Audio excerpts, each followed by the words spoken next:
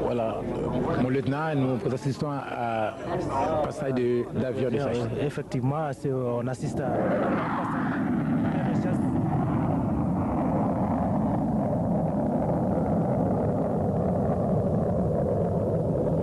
Pourquoi il tourne comme une coquille?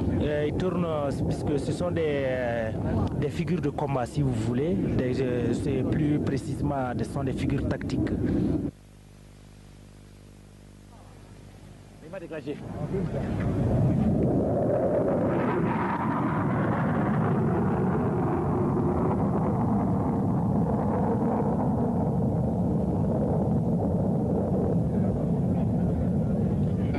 Un parachutiste tiré par un camion. Le para est tiré par un camion.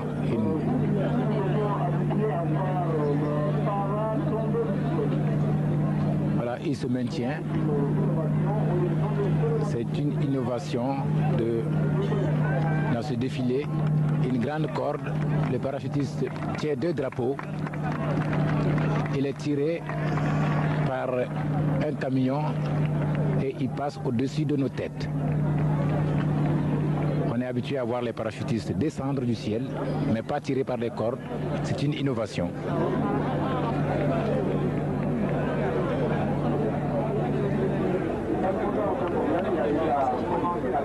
Comme je le disais au départ, le défilé a grandement réussi. Voilà, il regagne la terre. Très bien. Il a atterri et sans tomber, il est fortement applaudi. Un défilé mémorable en ce jour du 20 janvier 85. Voilà, lieutenant Issa.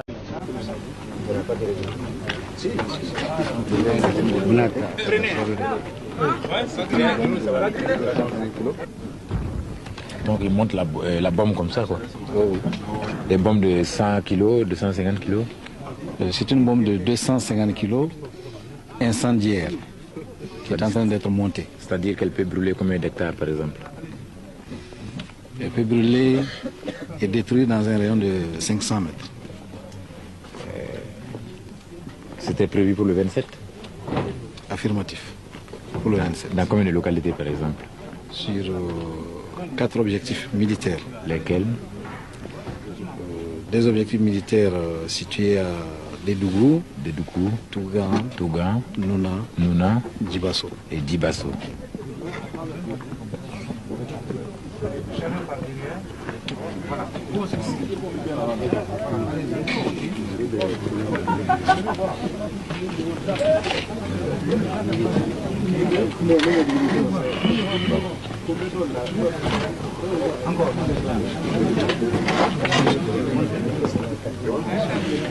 Mais en cas où vous êtes lourdement chargé d'explosifs comme ça et que vous essuyez des attaques, contre-attaques de l'ennemi, comment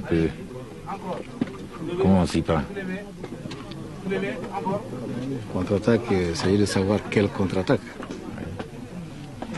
Si c'est la DCA ennemie qui couvre l'objectif assigné, ou si c'est d'autres chasseurs de l'ennemi qui sont envoyés pour nous intercepter, les cas sont différents. Et si c'est la DCA, par exemple, c'est ce qui est plus connu par exemple, du grand public. Si c'est la DCA, comment on fait? La DCA, nous nous référons généralement au renseignement.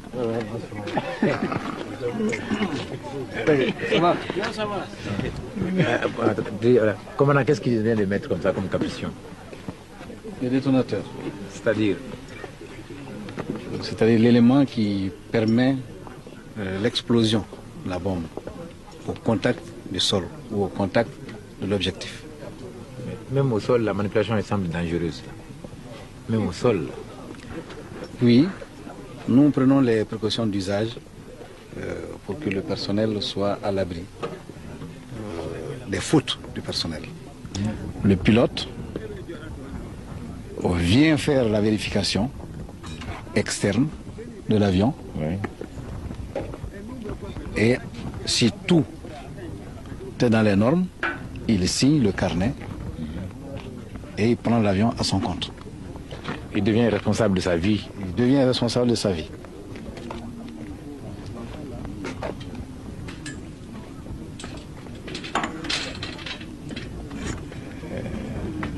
Cet avion de guerre, la vitesse de croisière approximativement, hein?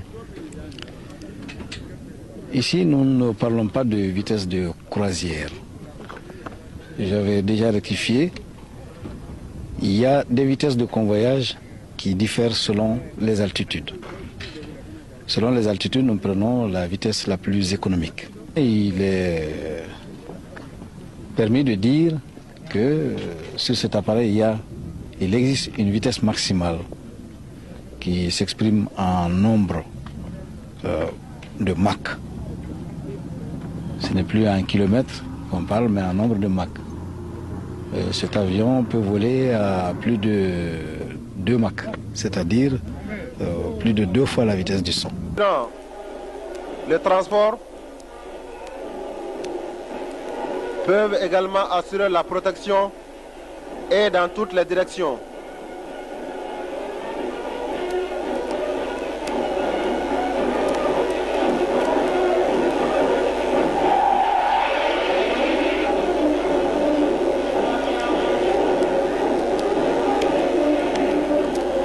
C'est toujours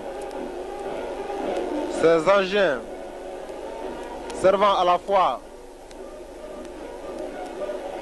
au transport et au combat qui passent. Il y avait la seconde génération qui a passé et qui est suivie maintenant de la première génération des engins assurant à la fois le transport des troupes, mais également le combat.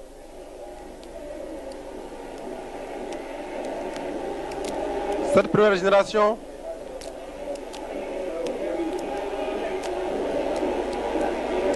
reste efficace, très efficace jusqu'à nos jours.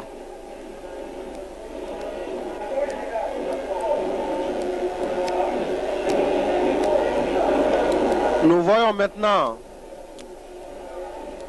une autre unité dotée de chars. Ces chars pouvant détruire les chars ennemis, les fortifications et le personnel.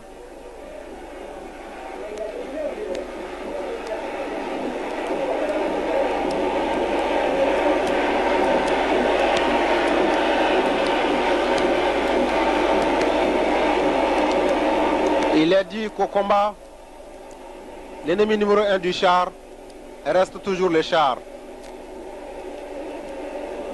Les chars suivis d'autres engins assurant la défense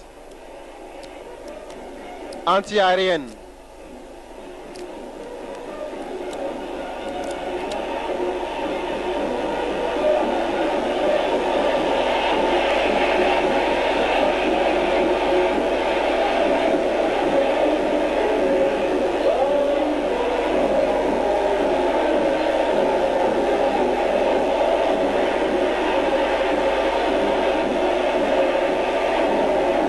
Ces engins de défense anti-aérienne sont effectivement de la toute dernière génération,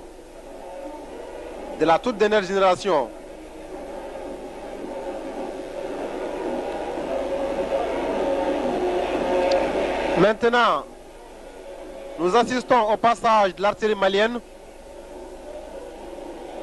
une artillerie redoutable à très grande puissance de frappe, composée d'artillerie sol-sol et d'artillerie sol-air. Elle est dotée d'armes classiques de nouveau type et d'armes à réaction très perfectionnées. Grâce à ces armes sol-sol, elle peut frapper l'ennemi au plus loin. Grâce à ces armes sol-air, elle assure la protection de l'espace aérien avec précision contre les aéronefs ennemis, n'importe quel aéronef connu de nos jours, quelle que soit sa rapidité, quelle que soit sa vitesse.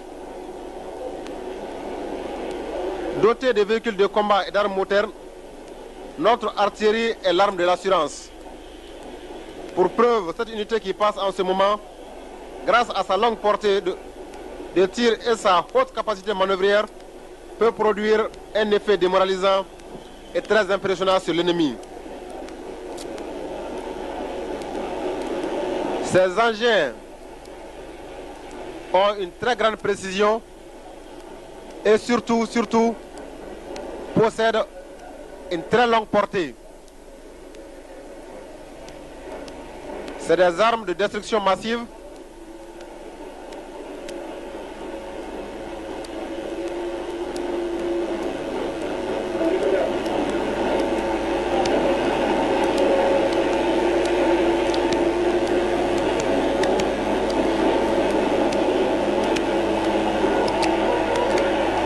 Une autre unité passe maintenant, également utilisée pour la destruction et la neutralisation des forces vives ennemies, des moyens de feu ennemis à découvert, des chars ennemis et autres engins motorisés dans les points de concentration. Sa grande capacité de manœuvre, sa puissance de feu et sa capacité de surprise ont des effets de destruction et démoralisants impressionnants sur l'ennemi.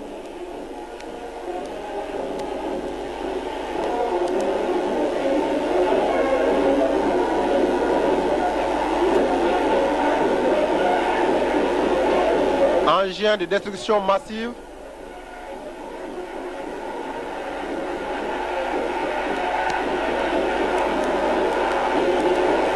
provoquant un impact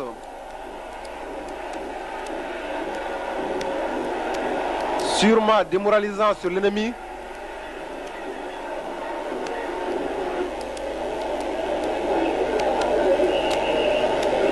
Engin possédant également une très longue portée.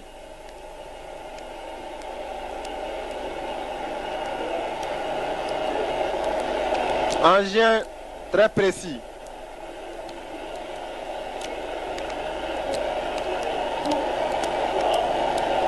Nous voyons également au passage maintenant une nouvelle génération d'artillerie de campagne, une arme par excellence effectuant des tirs indirects et directs tous azimuts. Elle assure ainsi la destruction et la neutralisation du personnel ennemi et d'artillerie adverse, de même que les moyens mécanisés et les chars ennemis.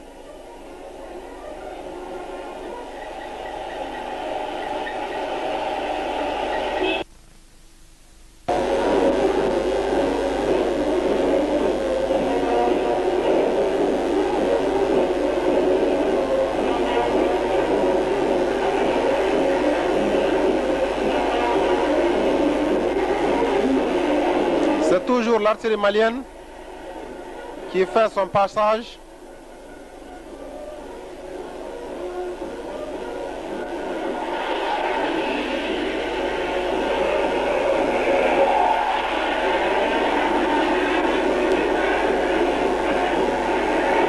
Bon, capitaine, vous suivez actuellement le passage d'un avion de chasse.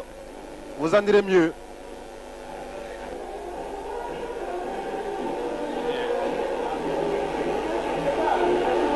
Effectivement, s'agit du passage d'un chasseur intercepteur qui peut également être utilisé comme un chasseur bombardier. Merci mon capitaine. Et tout de suite vient de passer, ou du moins continue de passer, l'artillerie anti-aérienne. Elle est dotée d'armes qui sont des moyens puissants contre les objectifs aériens rapides volant à une haute altitude. Elle peut intervenir efficacement en tir à terre contre les objectifs terrestres légèrement blindés et navals.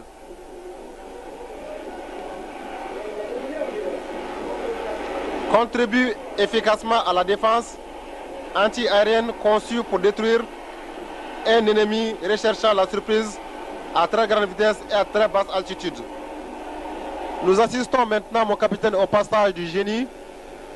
Génie service, génie arme, vous en direz mieux. Oui, mon lieutenant, effectivement, nous assistons au passage du génie sur engin. Plus tôt, nous avions assisté au passage du génie à pied qui défilait en compagnie de l'infanterie à pied. Oui, il s'agit d'un génie arme et d'un génie service.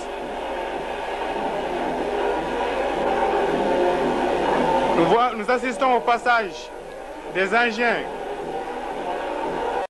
destinés à effectuer des travaux publics et des engins de franchissement. La devise du génie est la suivante: construire, parfois détruire, mais toujours servir.